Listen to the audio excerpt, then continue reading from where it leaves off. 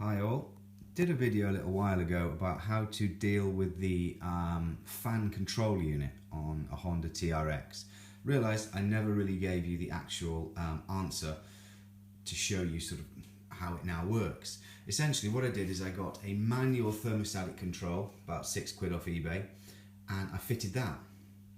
It works brilliantly, it's worked through the winter, there's been no issues whatsoever. Let me show you how I've done it. Now I thought initially I was going to have to run a wire and all kinds of horrific things like that. But if you see up there, see that nasty plastic bag? That was just a glove around the thermostatic control. But that position there is where the fan, excuse the piece of string trying to get on the action. That is where the fan control is, up in there, right where that is. So all I've done is I've literally unhooked the fan control, I've cut the wires, and blessings of blessings, behind that are the wires that go to the fan and a fused set of live and neutrals. So all I've had to do,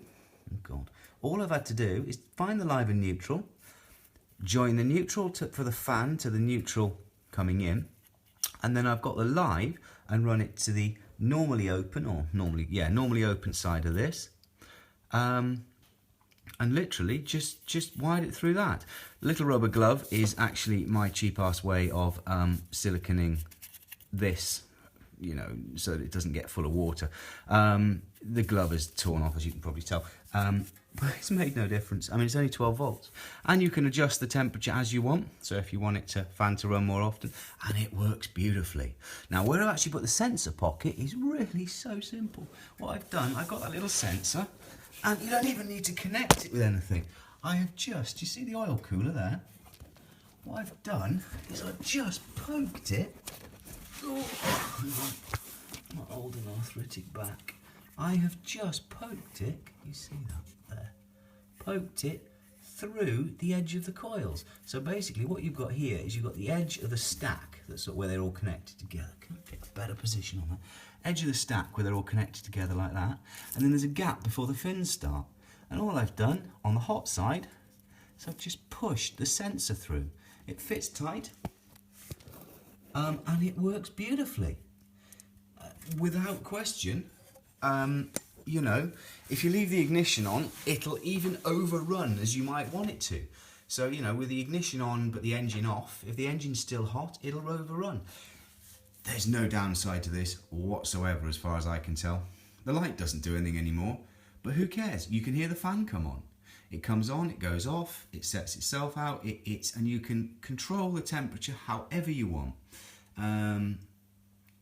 You know, and you know, there's been no wiring. Yeah, okay, I must admit, if I didn't know, how can I put this?